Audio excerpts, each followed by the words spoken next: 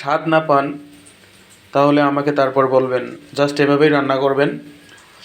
রান্না করতেছি সয়াবিন বড়ি রসা। প্রথমে একটু টমেটো কুচি, আলুটা সিদ্ধ করে তারপর ভেজে নিয়েছি।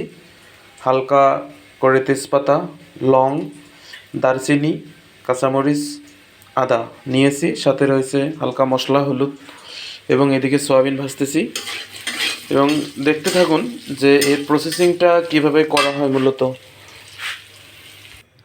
এখন মূলত আমরা গরম তেলের মধ্যে সব কিছু দেবো। তেজপাতা,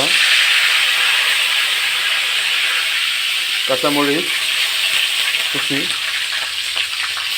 তারপরে দিলাম দারচিনি এবং লং দিব। লং দিলাম,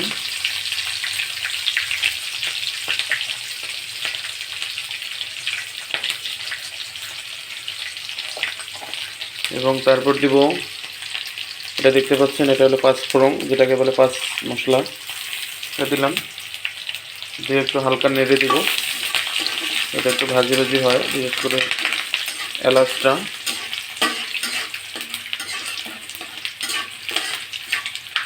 এলাচ দিলে ভালো, ছোটো এলাচ আমার কাছে নেই তো, কিন্তু এইভাবে রান্না করবেন, দেখবেন আপনার সয়াবিন রসা অনেক টেস্ট হবে। বুঝতে পারছেন? দেখতেই থাকুন। তারপরে এখানে আমি এখন আদা দিব।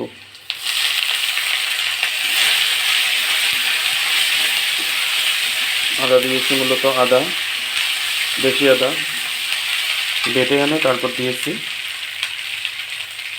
তারপর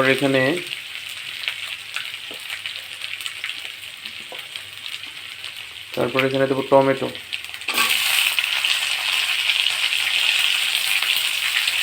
টমেটোগুলো দিয়ে নেব।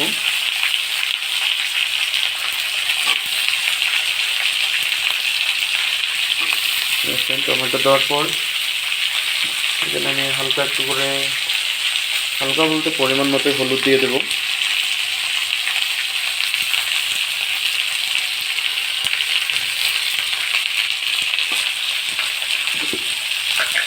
তারপরে আমি হালকা করে এখানে পরিমাণ মতো লবণ দিয়ে দেবো, স্বাদ মতো লবণ।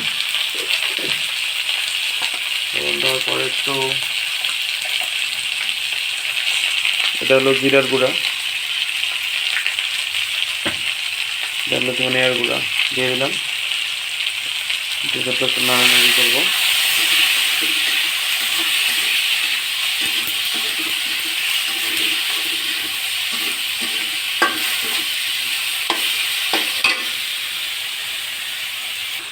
এরপর একটু গরম জল দিয়ে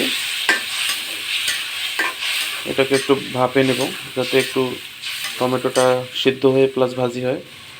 এই জন্য তারপর অল্প কিছুক্ষণ ঢেকে দিতে হবে, ঢেকে দেব। তারপর জলটা কমে গেলে এরকম করে আস্তে আস্তে টমেটোকে মশলা সহ ভেজে নেবেন। তেলের মধ্যে একটু হালকা করে ভেজে নেবেন, ভেজে নিয়ে রাখবেন। তারপরে ভাজা হয়ে গেলে তারপরে আবার পরিমাণ মতো জল দিয়ে দেবেন।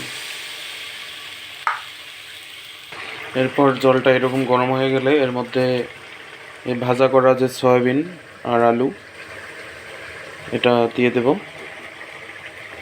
দেখতে পাচ্ছেন, দিয়ে দিচ্ছি। ব্যাস, এটা একটু কষায় নেব ভালো করে, একটু নেড়ে চেড়ে।